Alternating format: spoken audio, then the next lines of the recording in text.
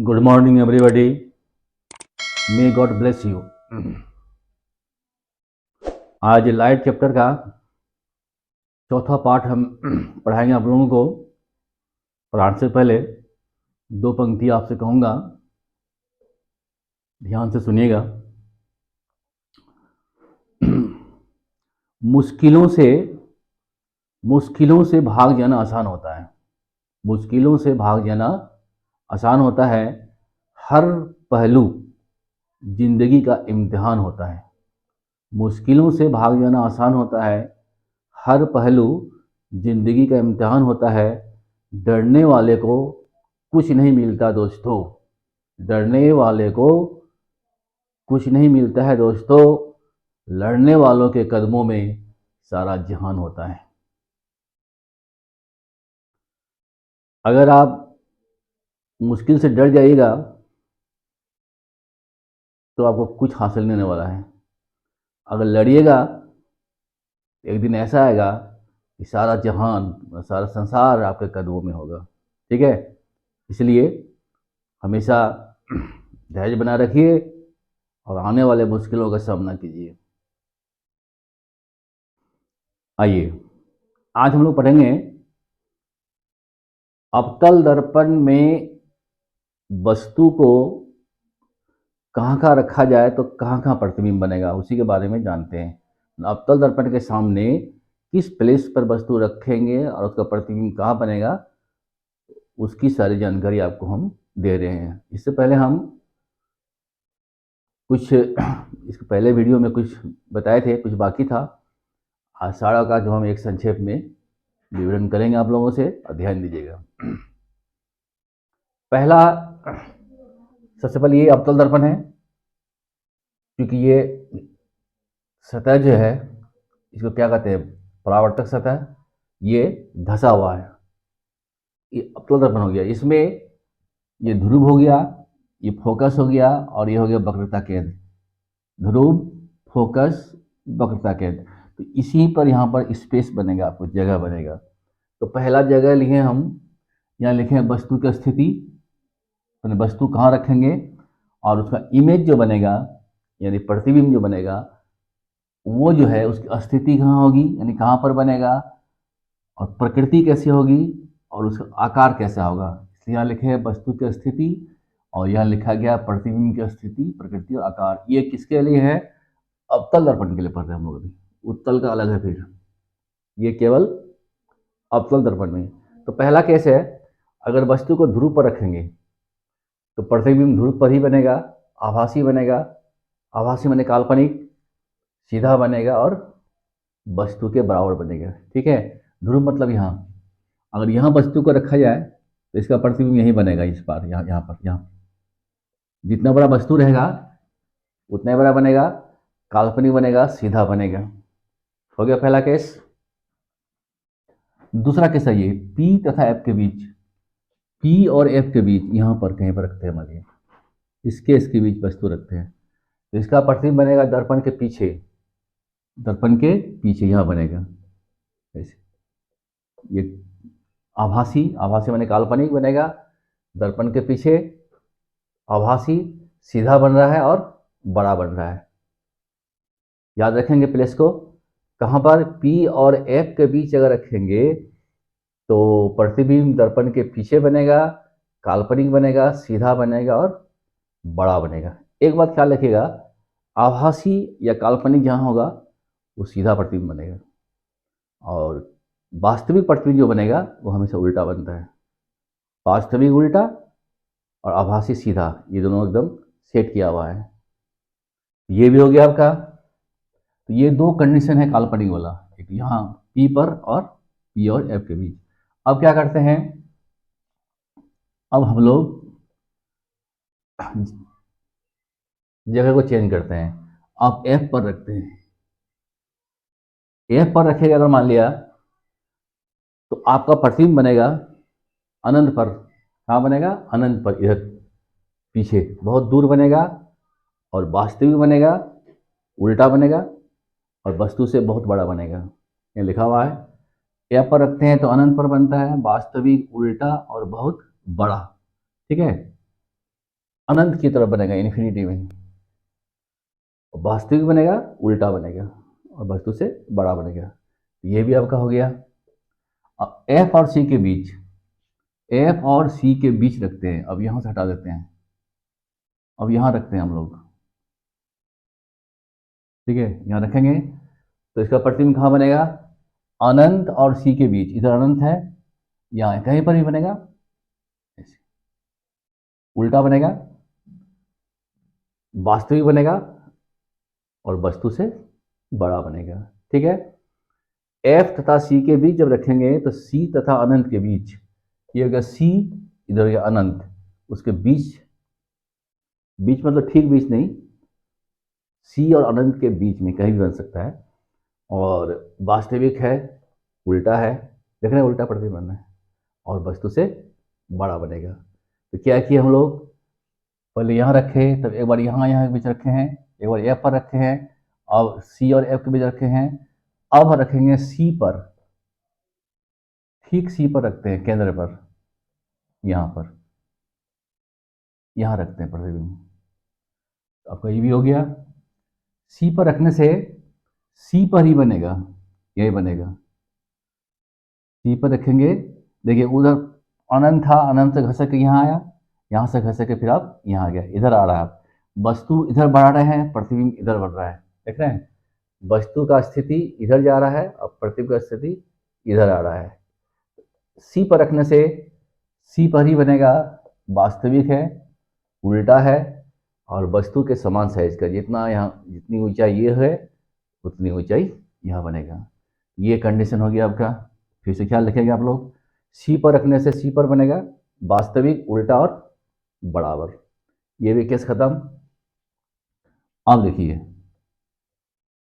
Next में आते हैं, अब रखेंगे हम लोग सी और अनंत के बीच, यहाँ रखते हैं, मान लिया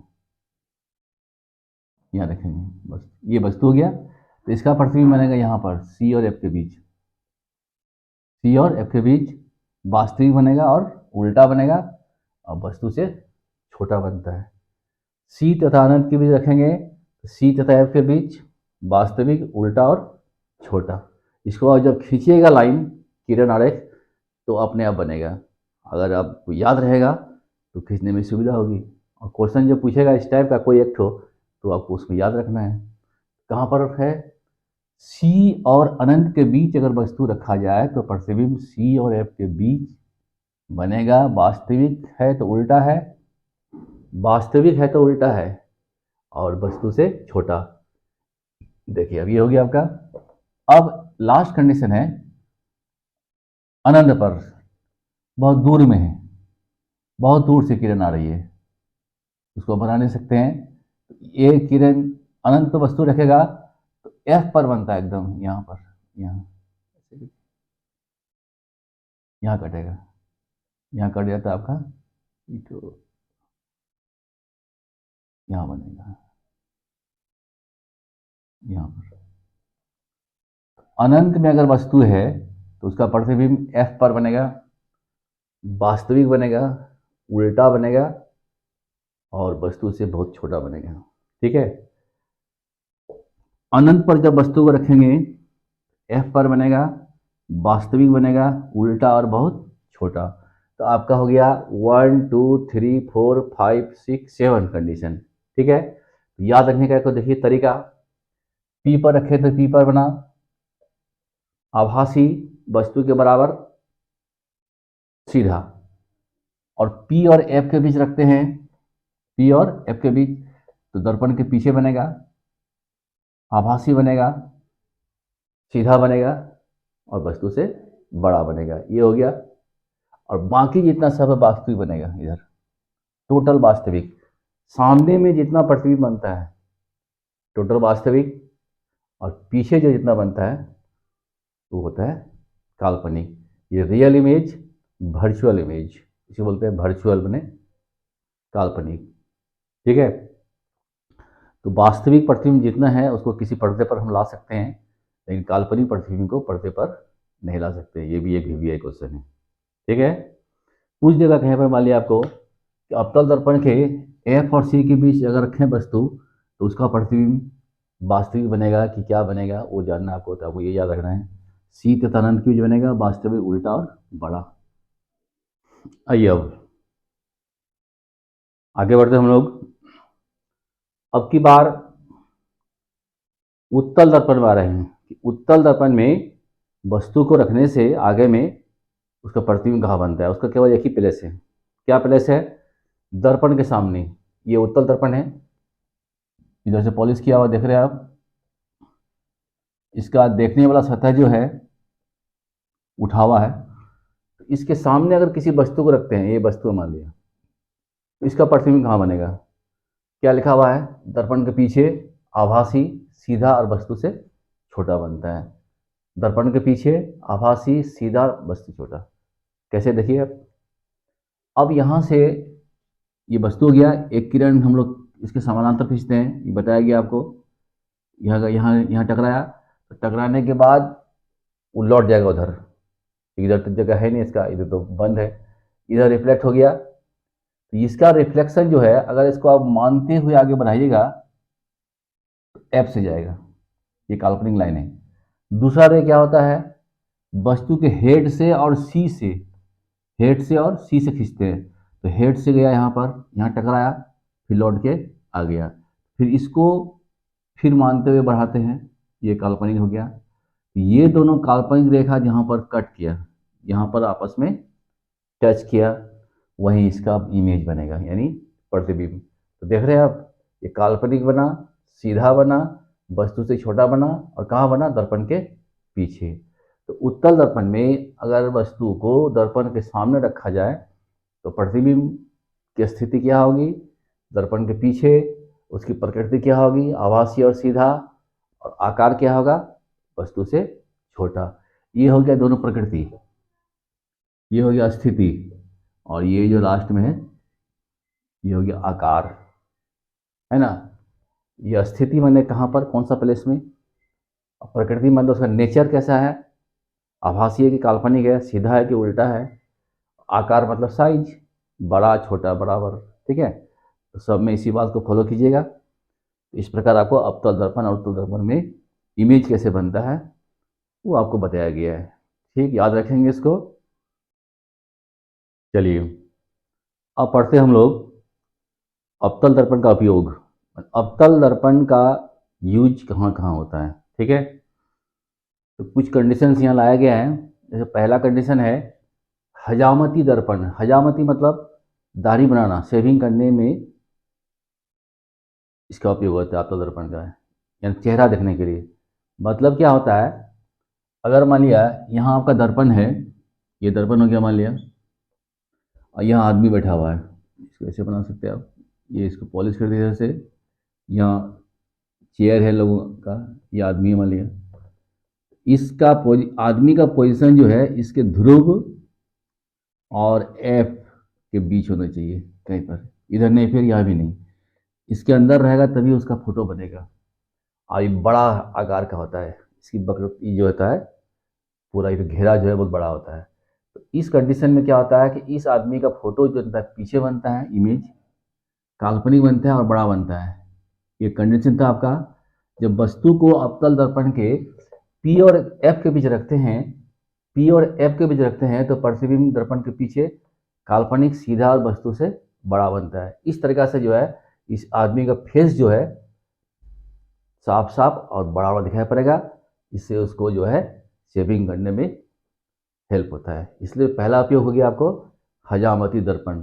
तो हजामती दर्पण में ये जो वस्तु है यानी आदमी को कहाँ बैठना है, ध्रुव और फोकस के बीच में बैठना है, ठीक है। अगर यहाँ बैठ जाएगा तो फिर इसका फोटो दिखाई नहीं पड़ेगा, वो चला जाएगा अनंत में। इसको एडजस्ट करके इसको नज़दीक में, यानी दर्पण के नज़दीक रखा जाता है यहाँ पर, तो उसका फोटो जो है बड़ा बनेगा, दाढ़ी देखने में सुविधा होगी। इसलिए इसको कहते हैं हम लोग हजामती दर्पण के रूप में इसका उपयोग करते हैं। हजामती मतलब शेविंग। अब दूसरा उपयोग देखिए, टॉर्च में और वाहनों यानी मोटर गाड़ी में के हेडलाइट में और सर्च लाइट में परावर्तक के रूप में। देखिए आप इसको समझिए, ये क्या कहता है, कहाँ पर, टॉर्च में, वाहनों के हेडलाइट में और सर्च लाइट में परावर्तक के रूप में। आप जब टॉर्च को देखिएगा तो उसके अंदर में इस तरह से एक रहता है कोवर, यहाँ रहता है इसका बल्ब। आजकल तो दूसरा टॉर्च हो गया है इलेक्ट्रिक वाला, ये बल्ब हो गया आपका, और यहाँ आगे तो शीशा होता है। ये ईठो दर्पण है, ये ये अवतल दर्पण है। ये इसमें देखिए क्या होता है, देखिए अब इससे जो किरण निकलती है इधर फैलती है, इधर फैलती है, सब तरफ फैलती है। यहाँ से टकराता है, मान लिया टकराने के बाद ये हो जाता है समानांतर, फिर दूसरा टकराया मान लिया, फिर समानांतर, फिर यहाँ टकराया, फिर समानांतर, यहाँ टकराया, फिर समानांतर, फिर यहाँ टकराएगा। सारा किरण जो है आपका समानांतर होता है, यानी इसका फोकस दूर जाता है। यहाँ पर अवतल दर्पण का उपयोग किया जाता है, यहाँ पर ये सेम कंडीशन है गाड़ी की हेडलाइट में। तो गाड़ी की हेडलाइट मान लीजिए ये हो गया, यहाँ पर उसका बल्ब हुआ, तो यहाँ से जो सीधा प्रकाश गया वो नहीं, जो प्रकाश जो रे दर्पण से टकरा के आगे जाएगा तो वो उसका बड़का बनता है किरण पुंज, ताकि आंखें में जो है पूरा साफ साफ दिखाई पड़े। वही हाल है सर्च लाइट में। तो परावर्तक के रूप में मतलब यहाँ पर यूज किया जाता है। ये वाला नहीं, ये तो ग्लास होता है, ये दर्पण नहीं है, दर्पण ईंटो है। ठीक है, आइए 3 नंबर में आइए। रोगियों के नाक, कान, गले, दांत इत्यादि के जांच में डॉक्टर जो है अवतल दर्पण का प्रयोग करता है।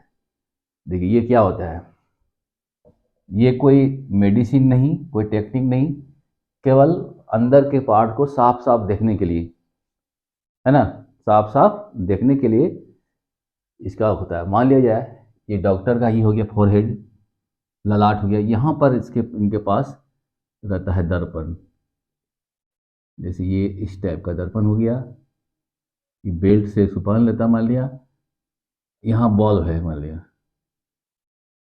ये बल्ब हो गया मान लिया रोशनी,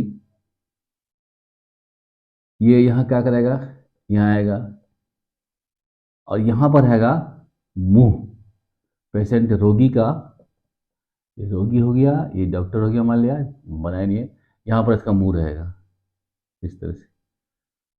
तो यहाँ अंदर में इसके दांत में जो खराबी है, या गले में, मुंह के अंदर, या कान में भी, ये रे जो है यहाँ से टकराता है दर्पण से और फोकस यहाँ होता है, देख रहे हैं यहाँ फोकस होता है, यानी रोगी के मुंह में प्रकाश की किरण को ले जाता है ताकि अंदर में वो साफ साफ देख सके। ठीक है, ये दवाई नहीं है, केवल देखने के लिए उपयोग करते हैं डॉक्टर साहब लोग कि अंदर में लाइट जाए और हम साफ साफ देख सकें।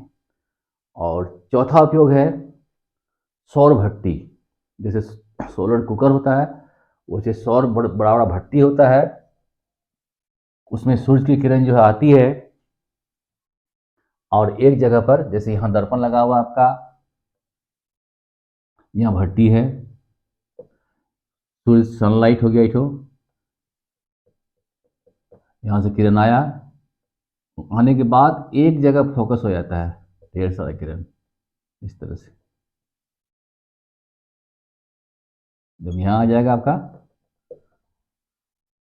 तो यह हीट हो जाएगा, और जो इसका सौर भट्टी में जिस चीज़ का हम उपयोग करते हैं, है ना, कोई पकाते हैं, कोई चीज़ गर्म करते हैं,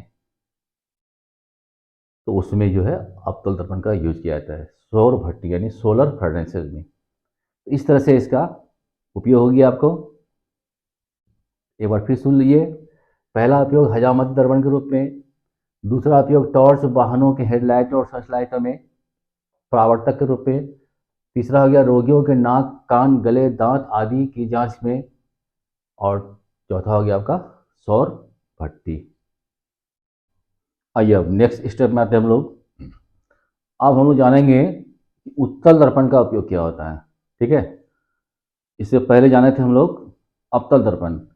उत्तल दर्पण का उपयोग है मोटरसाइकिल या स्कूटर, 2 चक्का वाला, मोटर गाड़ी, बस इत्यादि में साइड मिरर, साइड मिरर के रूप में, और एक है पीछे देखने का आईने, यानी आप साइड भी देख सकते हैं और पीछे भी देख सकते हैं। तो पीछे देखने का आईने यानी रियर व्यू मिरर या साइड मिरर के रूप में इसका उपयोग होता है। अब इसको देखिए कैसे होता है। जैसे ये उत्तल दर्पण हो गया आपका, ये पूरा कर्व है ऐसे, इसका क्षेत्र जो देखिए आप, साइड, ये पूरा साइड हुआ एकदम, मतलब इस इधर इतना दूर से और इधर इतना दूर तक का पीछे जितना भी इमेज है, ये वस्तु है, सबका इमेज बनाएगा ये। और यहाँ मान लिया कि आँख है ड्राइवर का, ये तो बैठा हुआ है, तो ये यहाँ वस्तु है, तो इसका यहाँ टकराएगा किरण और फिर आँख पर पड़ेगा इसका, इधर से ना इतना। तो इस आदमी को, जो वस्तु है, उसका इमेज जो है सीधा दिखाई पड़ेगा, क्योंकि उत्तल दर्पण में हमेशा सीधा प्रतिबिंब बनता है और काल्पनिक, सीधा, काल्पनिक और छोटा। तो इसका बहुत बड़ा उपयोग हुआ, यानी बहुत सारे वस्तुओं का चित्र इनको दिखाई पड़ेगा, छोटा छोटा दिखाई पड़ेगा और सीधा दिखाई पड़ेगा। तो उत्तल दर्पण का उपयोग हो गया आपका साइड मिरर के रूप में, और साथ ही साथ पीछे देखने, इसके मैंने जो गाड़ी चलाता है, जो ड्राइवर है, उसके पीछे कौन सी गाड़ी आ रही है, उनको यहाँ इस दर्पण में दिखाई पड़ेगा। ठीक है। अब इसमें एक सवाल पूछता है कि साइड मिरर या पीछे देखने के आईने के रूप में समतल दर्पण का उपयोग क्यों नहीं किया जाता है, इसी का क्यों किया जाता है? क्योंकि समतल दर्पण में भी आपको प्रतिबिंब सीधा बनता है और काल्पनिक बनता है, लेकिन इसमें क्या है, समतल दर्पण में जितना बड़ा वस्तु है उतना बड़ा प्रतिबिंब बनेगा। तो उनको जो है केवल एक दो वस्तु का ही फोटो उनको दिखाई पड़ेगा, क्योंकि उसका स्पेस है नहीं। उसको समझने के लिए आप यहाँ देखिए, मान लिया एक समतल दर्पण बनाते हैं हम, ये आपका समतल दर्पण हो गया, ये पॉलिश किया हुआ है। तो इसका क्षेत्र जो होगा इससे कम होगा, मैं यहाँ तक का फोटो नहीं ले, थोड़ा सा बढ़ा सकता है, ज़्यादा नहीं। ये यहाँ कोई ऑब्जेक्ट रहेगा तो इसका किरण यहाँ जाएगा तो इसका आदमी को दिखाई पड़ेगा। यहाँ रहेगा कोई ऑब्जेक्ट तो ये किरण यहाँ गया तो इसको लौट के यहाँ आया। यहाँ जो आँख रहेगा जिसका, जिस आदमी का, जो भी आदमी हो, उसको ये वस्तु दिखाई पड़ेगा। तो ये हो गया आपका संकीर्ण, माने छोटा, संकीर्ण दृष्टि क्षेत्र। फिर समझिए एक बार आप लोग, ये होगा विस्तृत, यानी बहुत बड़ा स्पेस का बनाएगा इमेज, और ये छोटा स्पेस का इमेज बनाएगा, इसलिए इसमें धोखा हो जाएगा गाड़ी चलाने वाले को कि उसके पीछे जो है वो उसको दिखाई नहीं पड़ेगा, और इसमें बहुत दूर तक का पीछे का दिखाई पड़ता है। इसके कारण कि विस्तृत, क्यों विस्तृत, यहाँ देख रहे हैं ना, ये पूरा कर्व है एकदम, तो ये यहाँ तक का चित्र वो ले लेगा वो। लेकिन ये क्या करेगा, सीधा, सीधा मतलब जैसे ये हुआ, थोड़ा सा बेसी लेता है, तो इसकी अपेक्षा ये छोटा क्षेत्र बनाता है। देखने का एरिया इसका छोटा है, इसका देखने का एरिया बड़ा है। इसी वजह से साइड मिरर या पीछे देखने के रूप में जो आईना होता है, इसका उपयोग नहीं होता है, इसका उपयोग होता है। ये भी एक क्वेश्चन है। तो उत्तल दर्पण का दो उपयोग हो गया, एक हो गया साइड मिरर, एक हो पीछे देखने के रूप में। ठीक है। और अवतल दर्पण का हम लोग चार उपयोग पढ़े हैं, ये अब ख्याल रखेंगे आप लोग।